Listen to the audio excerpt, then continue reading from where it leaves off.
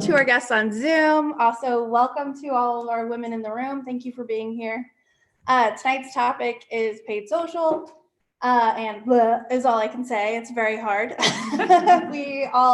When we were creating this course tonight, we realized that there's not many that specialize in this because it is a very difficult process. And so thank you for being here. We have two amazing women, one on Zoom, and then Lisa, who's here with us, and they're going to dig into kind of the two facets of paid digital.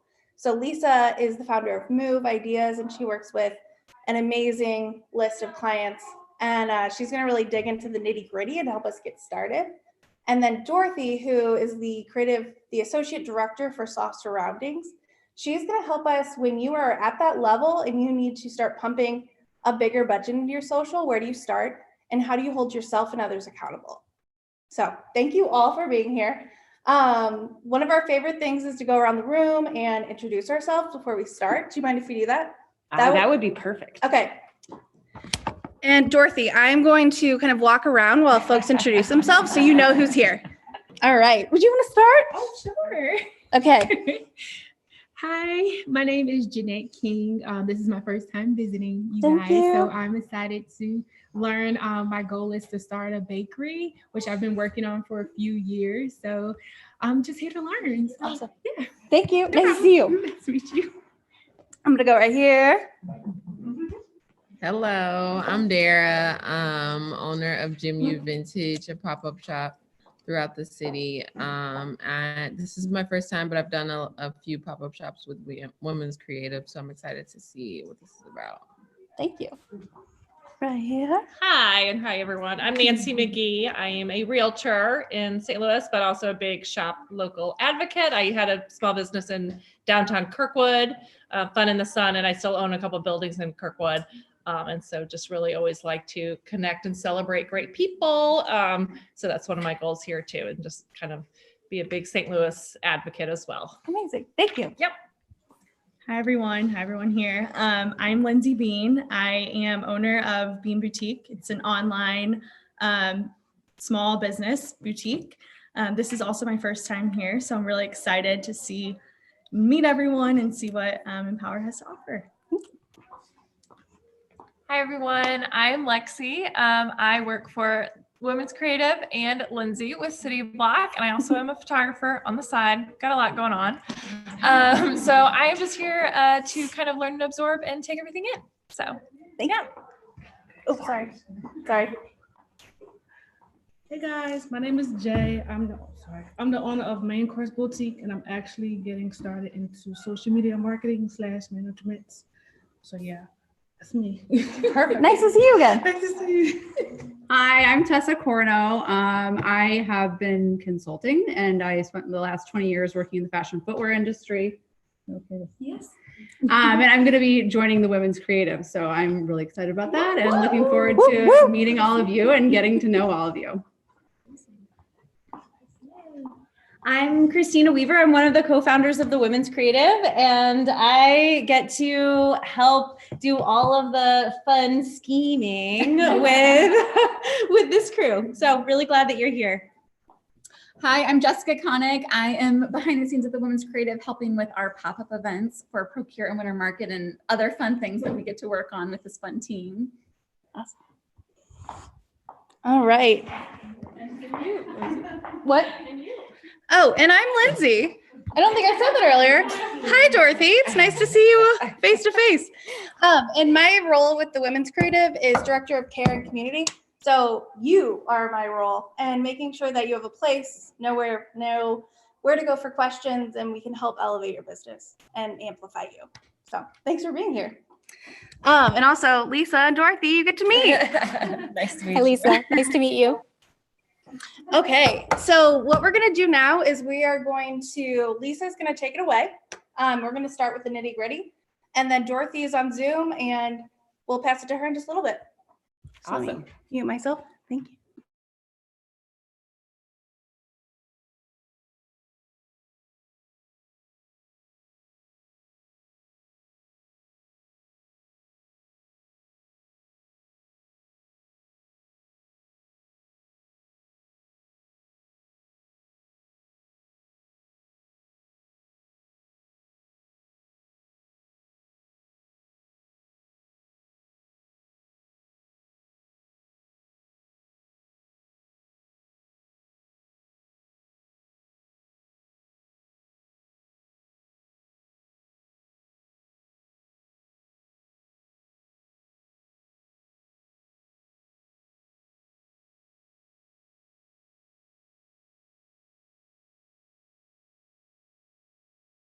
There we go. There we go.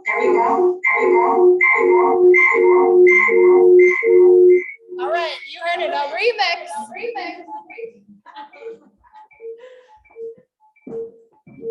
Oh, and no.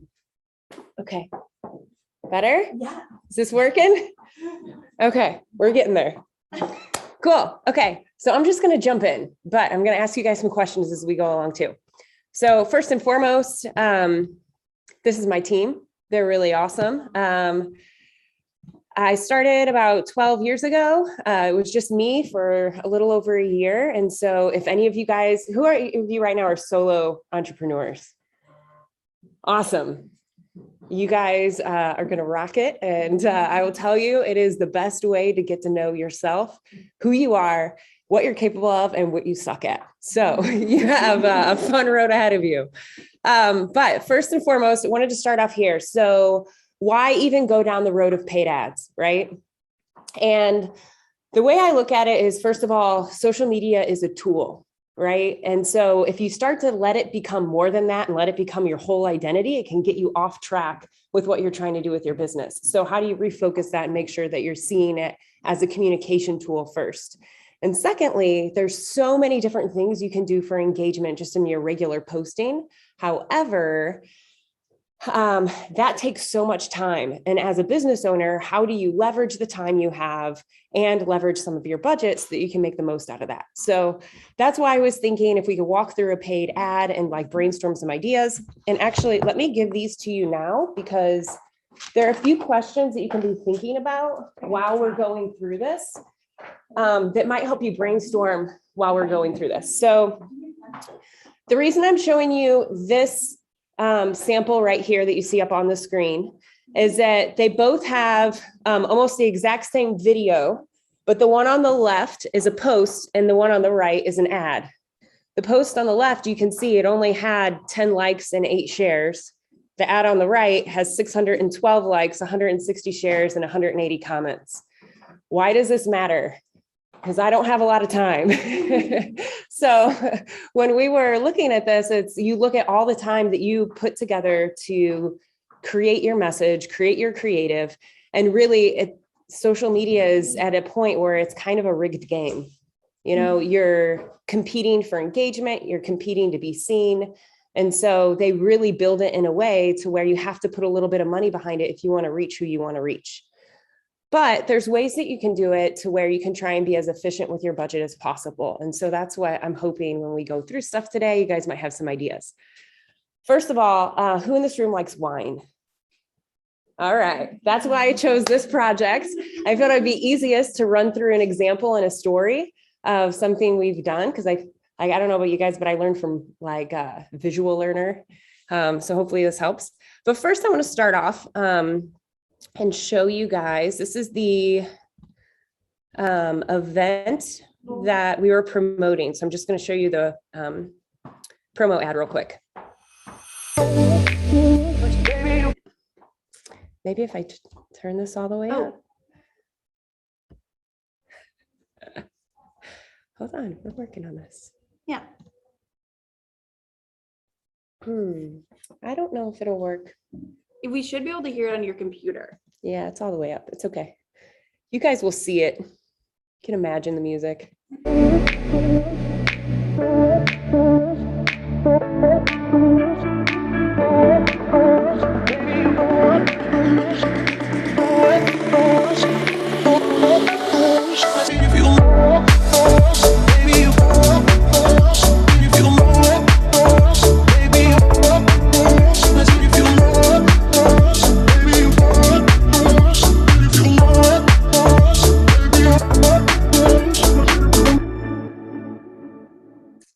So this is the annual Fall Fest event at Cedar Lake Cellars, which is a winery. It's just about 45 minutes west of here, the one exit past Wentzville. So we've been working with them for the past few years, and every year we have this event. We broke up the ticketing strategy into different tiers, and you'd only have that way, instead of having one buying window, we had 3. So one thing you can look at with your business, no matter what it is what are time periods or things that you can do that can create immediacy, that can create scarcity, I was just listening to a podcast the other day, which was amazing. And this girl was just selling like watches, but she only had a limited quantity at a time, and she got big influencers involved. And then they would always like launch them and always sell out. And that was a way that they always kept people engaged. I thought it was kind of brilliant. So then as we're looking at this, another thing we looked at is how do we make the ads that we are running work for us more? And one of the ways that we're doing that is with the event specifically, instead of driving the ads specifically to the page for them to buy, we would drive them to something that would create more engagement early.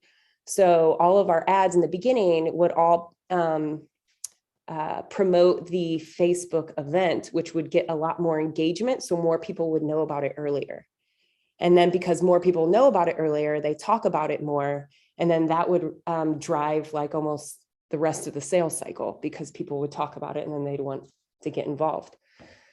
And so the Facebook event for this, for example, had over 152,000 people reached and almost 11,000 event responses from people saying they were interested.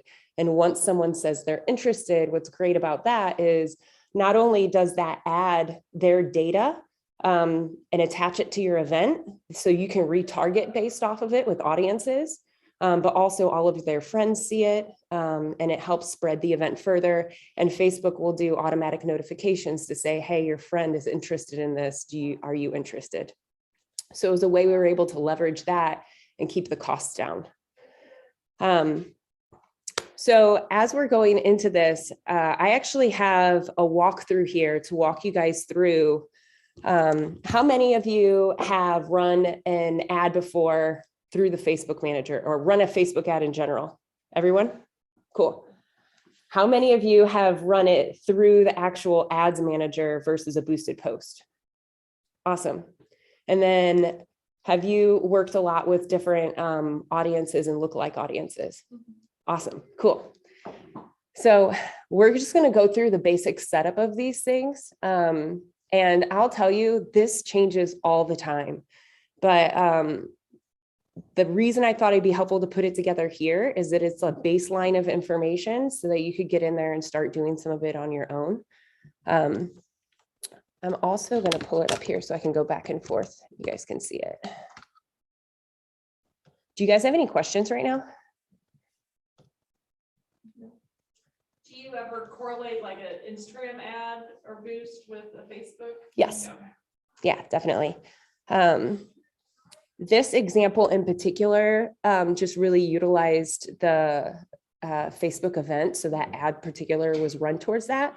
And so it was optimized based on event responses. So that ad in particular couldn't run on Instagram, but the others were, yeah.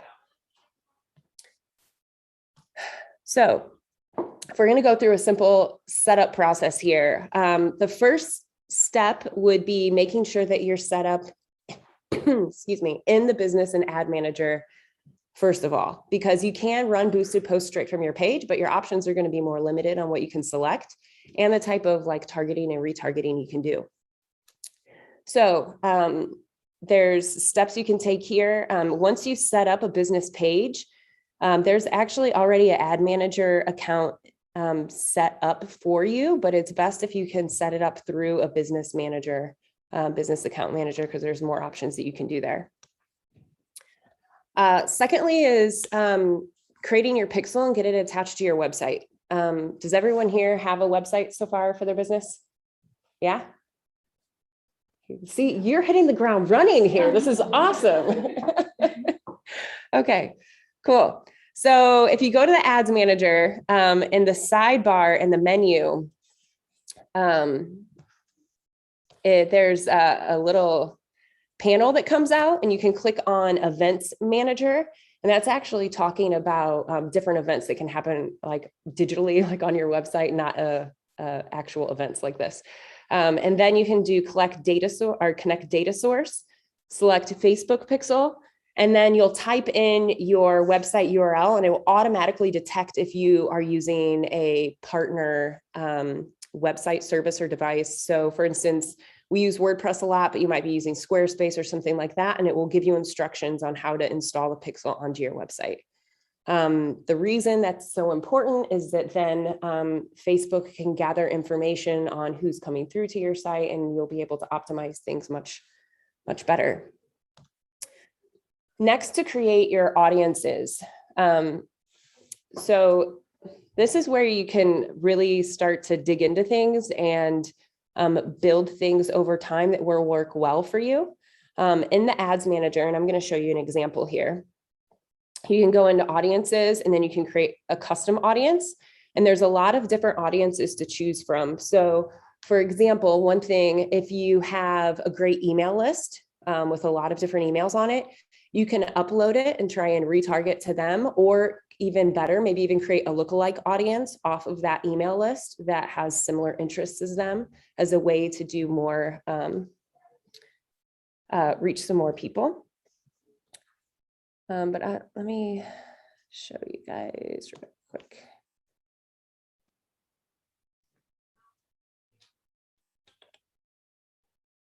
I'm going to jump around just a little bit.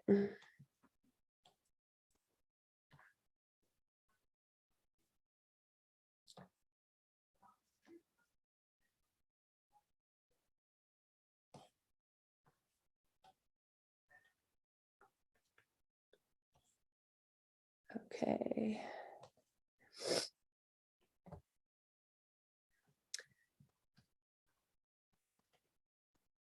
Okay, can you guys see my screen? Okay, perfect. Okay.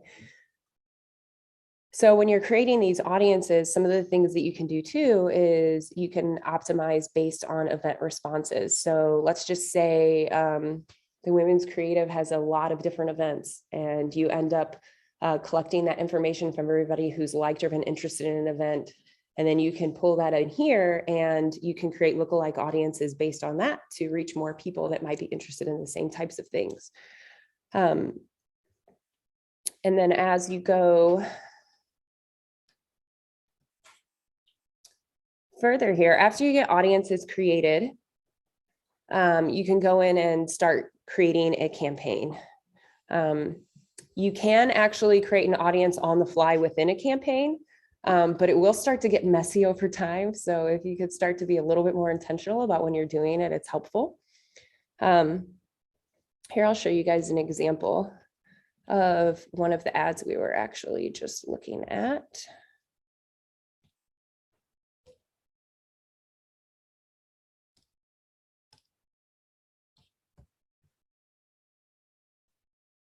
Okay.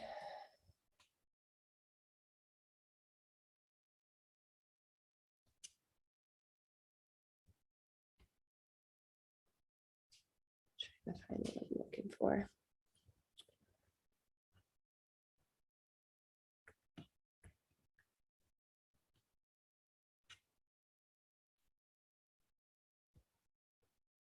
Here it is.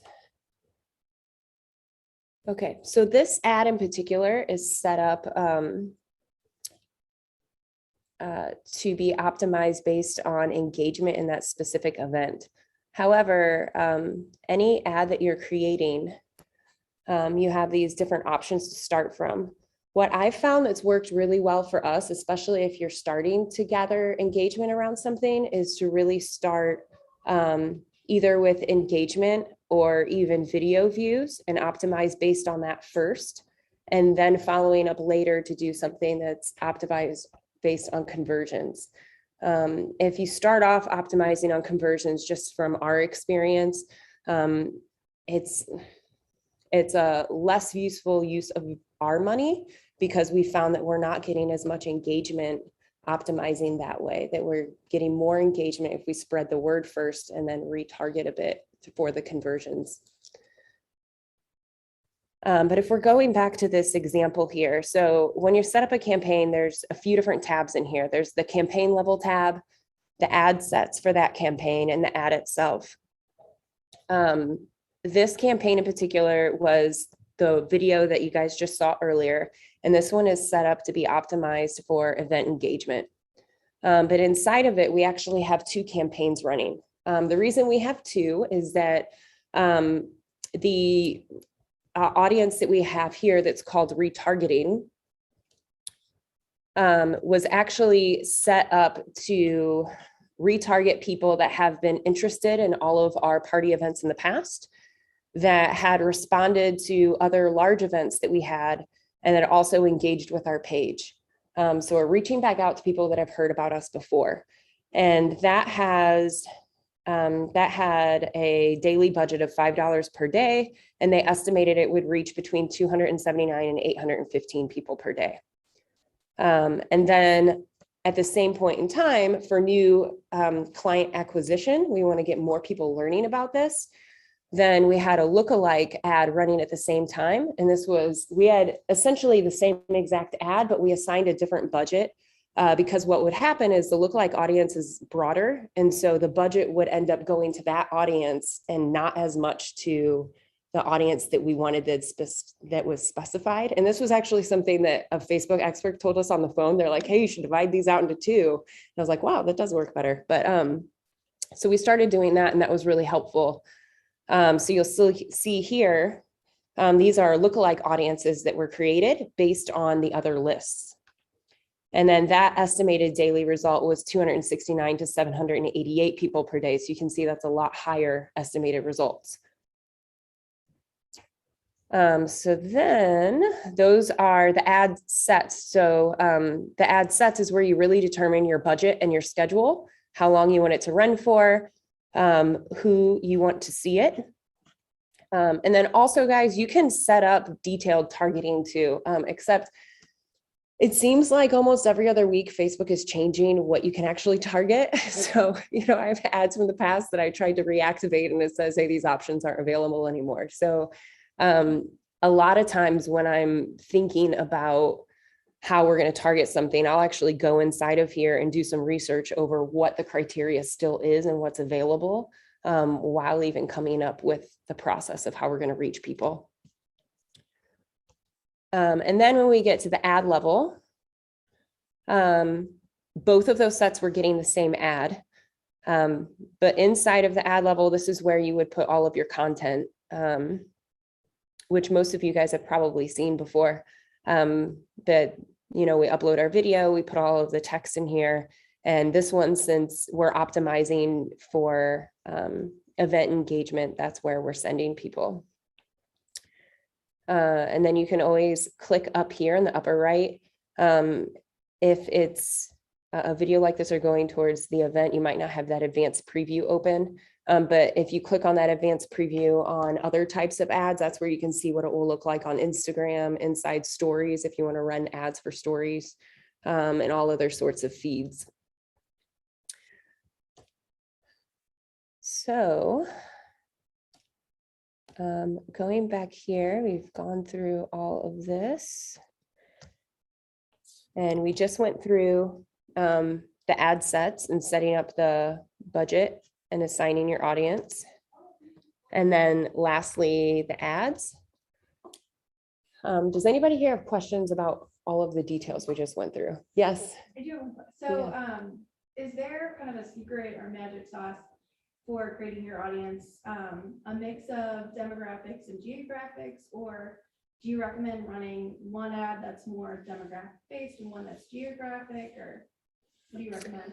So far, we've just been doing things on what makes sense for each client. Okay. So for example, we have a wide range of clients too. They're not all as much fun as wine, but one of them was actually a salt distributor. So they were mining salt from Egypt and bringing it over here and selling it. And then they just sold off all of their locations in a multi-million-dollar deal last month. But they opened up, they were opening up all of these different mines, or they're not called mines, like salt depots, I guess, at all these key locations down the Mississippi River, as well as over in Providence and Rhode Island. And for them, what we had to do is we had to target based on specific zip code locations, and also like a radius around each town that was close to each one of those salt depots. But then additionally, we would target based on the type of people that would need it. However, it's a little tricky because for something like that, there's not that much targeting in Facebook for it. So it would end up being something like salt plow driver, landscaping design, things like that, or businesses that transition into that type of work in the winter. So it's really can be random. But I do think it's helpful if you're wanting to build some lists based on different criteria, that you're running some of it separately so you can see what's working best, and then you can double down and grow it from there. I hope that helped answer it. Okay, cool. Any other questions on that? Okay. So how many more minutes do I have? Couple? You can have about 5 more minutes. Cool. Okay. So I'd love to do a quick exercise with you guys. Who wants to volunteer? I need one volunteer. Okay, cool. And can you tell us your name and your business? Lindsay, owner of Bean Boutique Cool. And then what do you sell? Clothing. Clothing. Awesome. Okay. So we're going to do a mini brainstorm session for her. You guys down? Okay, cool. So let's talk about something that you're wanting to sell or promote for the holiday season. A lot of jackets, which are like shirt jackets, like flannel. I've never heard of this. Really? Yeah. Learning something new. It's like a shirt jacket. Okay. Cool. Okay. And what is the price point? Around 48, 50. Okay. And then about how many would you want to sell to see like a boost? Very small, so like 20. Okay, cool. Okay, so let's think about this. What are ways that she could promote shackles? Shacket. What are ways that she could promote selling the shackets in a fun, creative way that like maybe a little ad boost would help?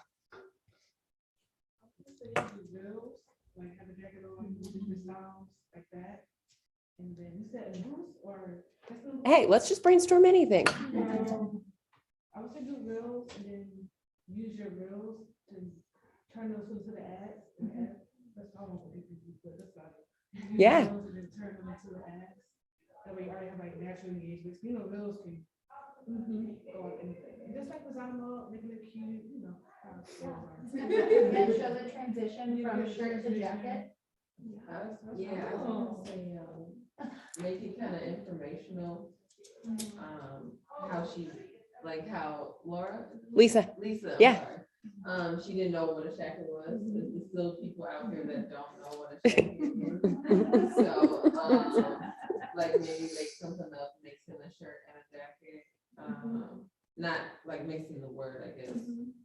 Introducing the word to people and maybe like different ways to style it. Because not everybody, people like it, they never really know what to do with it. Like different pictures of different ways you can wear it. Yeah, as a shirt, as a jacket, layered. Even like, yeah, contrast it with like the two options, like the shirt is too cold, or you're too cold when you're just in the shirt, and then a big bulky jacket in the car, you get stuck, so like almost like the Goldilocks effect of like, just right. And so why should someone buy it from you versus somewhere else? Good question. The price is good compared to what's out there. Price is very good. I like to think that, I think with like the styling, and how I promote it on Instagram, I feel like the way I would say a lot of businesses style things differently. So that could be something that someone sees it styled a certain way. Not saying that they should only buy it from me, but that if they see it styled that way, that might be a trigger for them to buy it. Price, quality. I like to think that I like to purchase things that are of better quality, not something that, might fall apart the day that you But being solely online is hard. Yeah. To, get that across. So doing, pop-ups and things like that. Have you tried doing any kind of contest or We've sweepstakes? done, multiple giveaways. Yeah. Those type of things. Yeah, I would say that's the only contest thing that we've done thus far. Have you done one where you collect their information, like their email addresses, No. or just based on engagement? So it's based on engagement. The only way currently that we're collecting email is through our website, having like a pop-up. Have you ever heard of WooBox? No, what is it? Check it out. Okay. It's What was it called? WOOBOX. And so they have like out of the box sweepstakes and stuff that you can integrate with your social media. And it makes it really easy to run contests and things like that and make people enter their email addresses in order for you to get it. And there's even like a really cool contest that's like a photo contest where people have to upload photos and then you can have a voting period afterwards and make people vote on it. But that's a great way to get additional engagement. Thank you. Sure. Anything else? Do you guys have any other ideas for her? Thank you all for. Of course. That's what we're here for. Cool. Okay, do you guys have any other more questions for me right now? Well, real quick on that. Yeah. Is there a way for her to like piggyback on the competition if she knows like similar people selling jackets? Like we were talking about another local brand, the Normal brand. They're known for but like so it's kind of nice because they're going after the guys, but some women wear some of the stuff from the Normal brand. Can she get information from like studying their responses and following? I mean, I think studying anybody else is a good idea. Yeah. Emulate a little bit. Totally. I don't know. I would have to think about it as far as like how you can get, she probably knows, go for it. If you go to that Instagram and go to that About Me section, you can currently see the ads that they're running. Not like still their ideas, but like, yeah, this is what they're doing. The people are saying, not still their ideas, but probably something similar. Yeah, inspiration. But not all companies have it, but I know some About Me section. Oh, that's how they're doing things. They're like, okay, like this. So that's what I do in my store. That's smart. Yeah. And you also want to be original, so you're like, don't want to do the exact same thing as far as content, but like you can almost contrast yourself also by knowing what they're doing and doing things different. Yeah. Meaning just the content part of it. Cool. All right. Well, I'm excited for you guys to hear from our next guest here. I work for a company called Soft Surroundings, and we sell women's clothing, beauty, home, and accessories. We started out as a catalog company and then developed an online business, and we have 78 stores across the nation. So we do work with an agency on our paid social media and all of our paid digital. I think there are different ways that you can work with an agency. For some people, they hire an agency so that it's more of a set it and forget it. They want someone else to do it for them so that it's done professionally. And then they just come in kind of at the end looking at some of the analytics and results. Then other companies, like what we do, is that it's more of a collaborative relationship. So we actually partner with the agency to develop the ads, to set the audiences, to set the budget and the spend. So it's much more collaborative. And as we've gone through that, we've started to really look at what responsibilities our agency should have. Especially in this market, it's a situation where every dollar counts. So we've really started challenging our agency to tell us what they are giving us. So when we started that process, we had them list out all of the people that they had working on our account, how many hours they were working for us each week, and then what they were working on. And what that allowed us to see is not only the breakdown of where we were getting our services, but it also allowed us to pick where we wanted to focus. So we had a lot of hours that were being put into SEO and generic search. And we knew that we were really making more on the paid social media side. So we asked that they actually shift some of those hours into the paid social. And then that kind of gives you a basis to say, you know, I want to see the change, show it to me. The other thing that we started doing are RACIs. And this is an example of the RACI. So RACI stands for responsible, accountable, consulted, and informed. So your responsible is the people who have their hands on the keyboard. They're doing the work of the work. Then your accountable are the people whose neck gets choked if it doesn't go well. Your consulted are really the subject matter experts that you're going to for advice and direction. And then informed are typically more upper level people that just need sort of an executive overview, and they don't want to get down in the weeds with all the details, but they still need to know what's happening. So we actually asked our agency to complete this, and we completed one as well.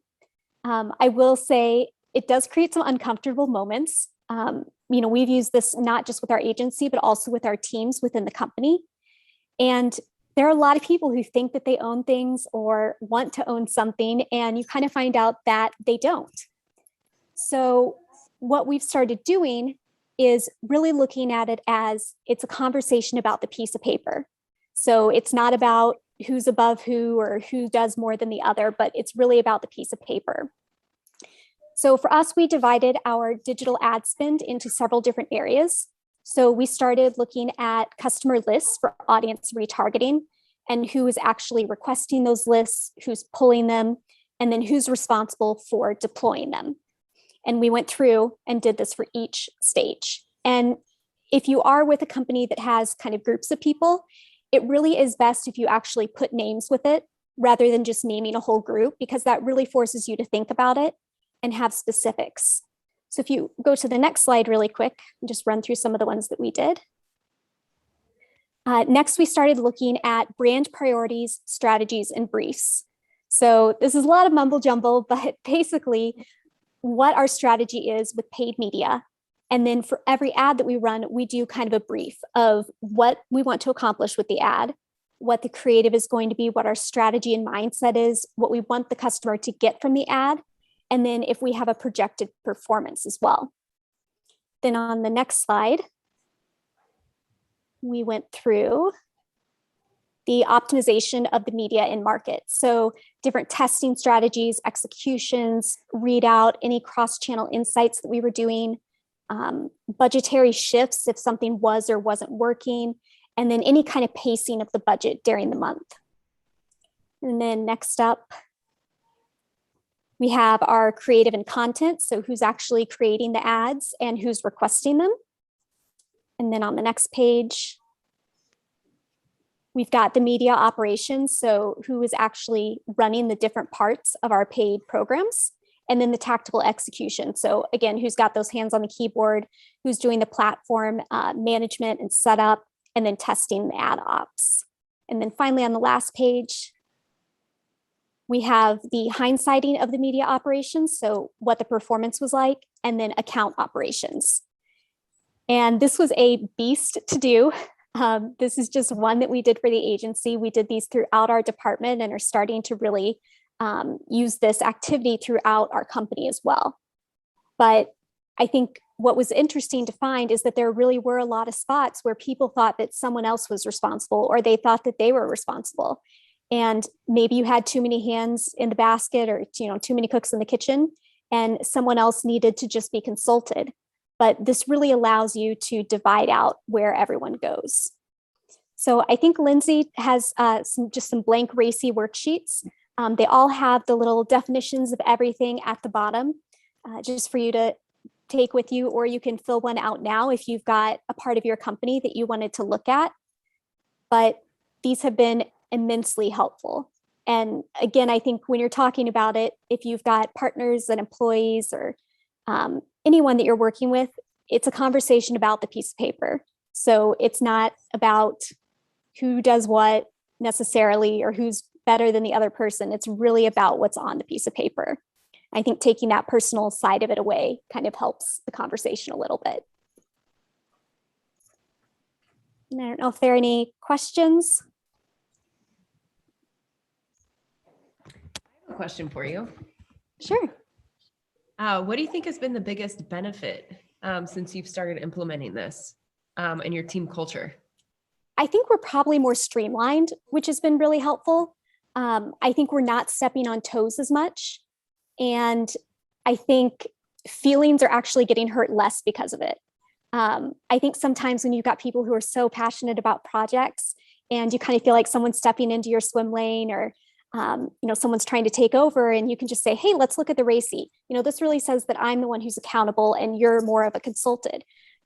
Does that make you feel uncomfortable? How can we work through that? And so it's really a great conversation starter as well. Does it help streamline bottlenecks? I think it has. It's shown us that maybe people that we thought we had like 20 people who needed to approve something, we really didn't. It's really ultimately one person who's going to have the say. And I think it helps those 20 people to see that they're not the final call, I think.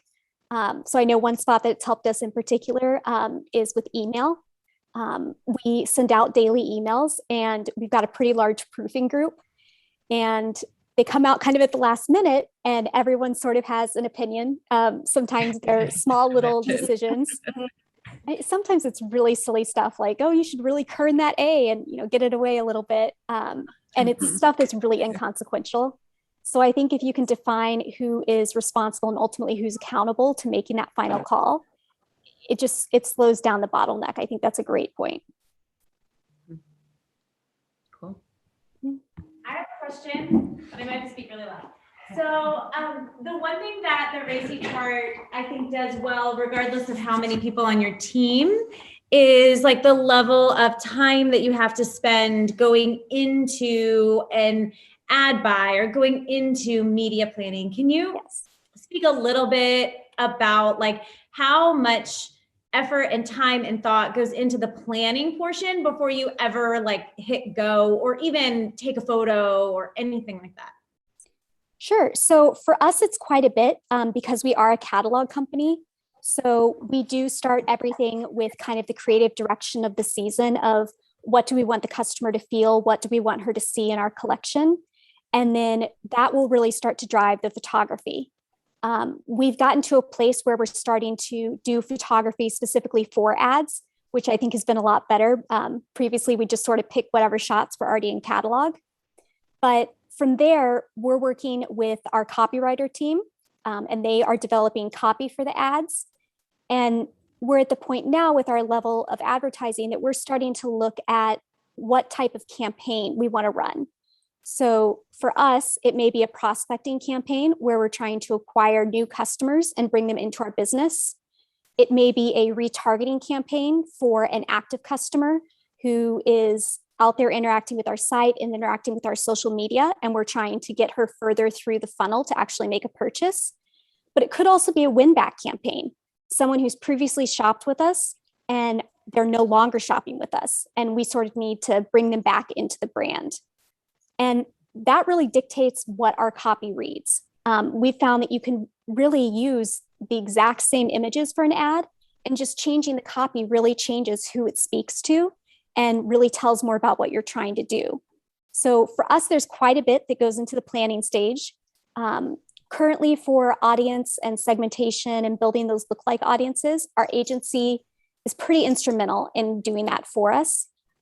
We take segments of our audience based off of our email list, and we will import those lists into Facebook.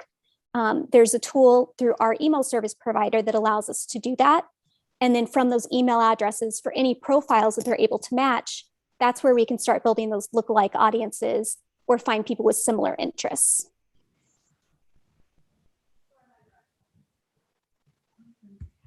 Great question. We do have another question. That was really, really good audience info, by the way. There was a lot to unpack there. Thank you, Dorothy. Knowledge. Yes. So Dorothy, I was bragging a little bit earlier about one of our strategies. I say our because I still, we're still. We miss you, Jess. I got to work with Dorothy for a long time in Soft Surroundings. Yeah. And so one thing I was telling some of the girls on our team earlier that I was going to get your thoughts on is just kind of some of our strategy, how we would take organic social posts that we're doing really well and then boost them by making them paid posts, and how that was kind of like a little testing ground. And I'm sure you guys have developed so much beyond that, since I have been there. So any insight that you can provide on kind of using your organic social to test out, what's working and put some money behind it. Yeah, no, that's a great point, particularly during holiday. So during times where your cost per click or your CPM or your cost per acquisition is going up, it can be really great to use your organic non-paid social to sort of test what creative customers are responding to. So your fans are kind of going to be your litmus test and seeing what they like, what they comment on. And then that can kind of dictate what you actually want to put money towards. And when you start putting money towards it, it could just be boosting a post that's already doing well, or it could be an actual paid ad set where you're giving a whole budget to it, and kind of like what Lisa showed us.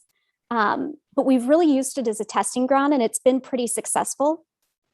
We do have 2 separate teams that handle it. So it also gives a kind of a fresh perspective. We've got a paid media team and then an organic media team. And so I think having that fresh set of eyes come in is also really helpful. But Jess is right. It's been pretty successful, and it's allowed us to, I think, not waste money because we've definitely found some things that were not successful and should not have been out there. We found some things that were controversial that we didn't think were at all. So it's really a good testing ground. That would work great for you. Yeah, it's really interesting. That's a great idea. Any other questions for either of our guests tonight? I think you had mentioned reels before. I think there's so much more emphasis on videos versus like just images. Kind of how to leverage those better, or kind of utilize those in a more. I mean, we definitely see a lot more engagement on the things that we're doing on the videos. But it's like, excuse me, there's some examples though where if a video drags in the beginning, then a really great photo is better. Yeah. So you seem like you have more experience with reels and what works really well. Do you have any thoughts for her? But just in general, I think this, as far as like igniting more engagement from a video versus just like an image, or even like, I think anything with a face and like real people matters more than like just static items. Like as far as the audience, I know she had mentioned like the organic audience. So like I said earlier with her, what I would do with my organic audience, I would turn that into the ad to find the lookalike people. But I actually said also it depends on what your target audience like. So I'm assuming your audience like millennials, they probably like, look at my outfit, let's get dressed, stuff like that. And then it was more like, I know somebody mentioned real estate earlier, so it's more like, okay, look at this beautiful home and we're fixing this project. So I guess it depends on your audience on what you would do. I know for me, I do clothing, so I do pictures, videos. Personally, I like to see, well, how does one look? Because it looks cute in the picture, but how does it feel? How does it move? So I guess it just depends on the target audience and what they prefer, or how they prefer to be talked to. One thing that I saw that was really cool for a clothing company that I thought was brilliant for them. Have you ever heard of MM LaFleur? It's like really high end. Yes. I can't afford all their clothing, but I love the way they're doing things, right? They have really expensive female clothing, but the messaging is great, like what they're about as a company and everything that they're doing. But one of the things that they did is they promoted it was like a how to build your closet or how to build your wardrobe Zoom meeting. And so they created an event out of it, right? And then they got everyone to sign up so they could collect all of their email addresses. And then during that event, all of the tips that they gave you and everything that they showed, they also connected that to staples in the wardrobe that they happen to have in their store. But it was a really cool way for them to connect with people and for them to create one point of immediacy where they had to get your attention. So I thought that was really brilliant. I think that like we've been really challenged as a team in kind of two areas, that thought leadership piece where you're kind of doing what you said, like they're teaching ladies how to solve problems with their wardrobe. And then also that POV, the point of view, and really differentiating who you are compared to your competitors, and how that is like can energize an audience and create that like loyalty that sometimes you wouldn't have. So I almost feel like something like that is so powerful because it does those other pieces too. And it captures an audience and it does, you know, X, Y, and Z. So anytime you can engage that audience and then create that loyalty, and then also if you can do it through like a boosted ad where it's kind of like snowballing, it's helpful. I think too, think about more than just video as well as you're thinking about motion. So it's not just video, but you could also look at, you know, boomerangs or GIFs, or can you do kind of a slideshow with pictures that shows something building? I think there's a lot of different ways to look at video, and even just having that motion. Some of the algorithms are giving higher preference to motion and to video, so it can be advantageous to use. I could totally see you rocking the shacket in like different positions, you know? Yeah. Like wearing it and then it just flips out to different colors. Yeah, that'd be kind of fun. I like the ideas that are generating Oh, Instagram. yes. It's very good for the brain. I just have to see what one of these looks like now. I know. You probably already sold 5 tonight. Uh-huh. Yeah. Any other questions? I would like her to answer the question that I asked her on the phone yesterday. Oh, yes, please. Will you ask the question again? Yeah, I will. So would you mind sharing with us what your monthly advertising budget is nationwide? Sure. So for Facebook in particular, we're typically spending about $700,000 a month. It's a pretty big budget. So we do look pretty heavily at what's called ROAS, which is your return on ad spend. So we have a budget that we are holding our ads to, and we have a ROAS that they have to meet. So for every dollar that we put in, we want to see X back out.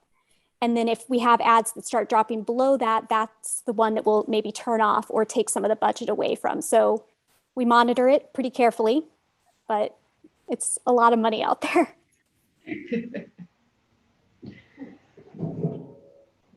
And you have like a similar budget for Google Ads as well, correct? We have similar. We've actually seen greater results from paid social. So our Google budget is a little bit lower, but similar. Yeah. So I have one last question for both of you. What's your one golden nugget that if we walk away with one thing, what is it? And I'll start with Lisa. One thing. Put me on the spot, man. I would say that whatever you're putting out there, like focus more on what it is in the content first, because people are going to gravitate toward something that's high quality regardless.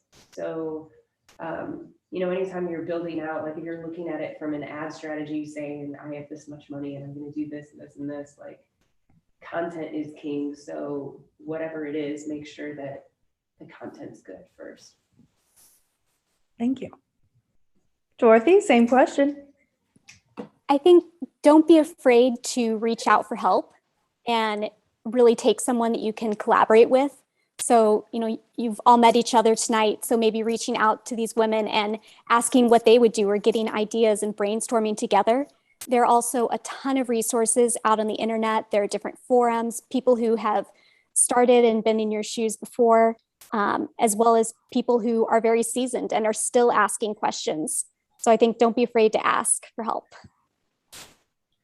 With that, there's actually like a 2 or 3 minute video that I was going to show you guys just because I think it's awesome for all women. Can I airdrop it to you to show, because I can't play it up there? Oh yeah, for sure. Okay.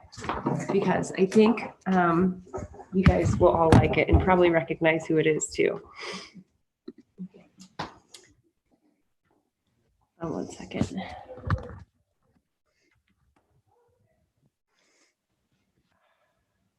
Order to get this out.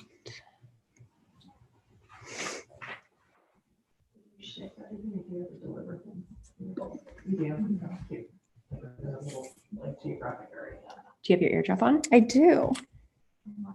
Okay, there you are. Whose name is Ivank? Oh, that's me. That's Elvin Quatham. Oh, okay. I was about to say, Ivank is a cool name. In my old job, people would always address me as Ivan or Ivanka. That's funny. Lindsay's not as cool. Okay. I know there's a.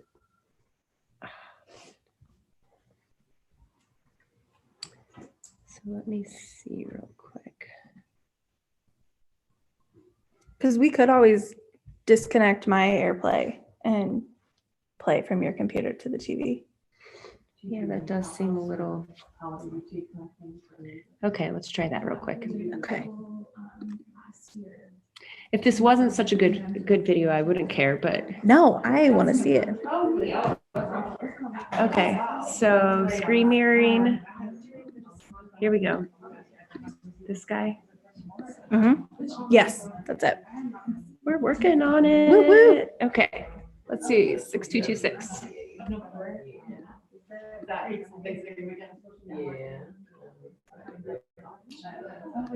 Okay, cool. So now I just have to make sure I share. Oh yeah, and then I'm gonna be.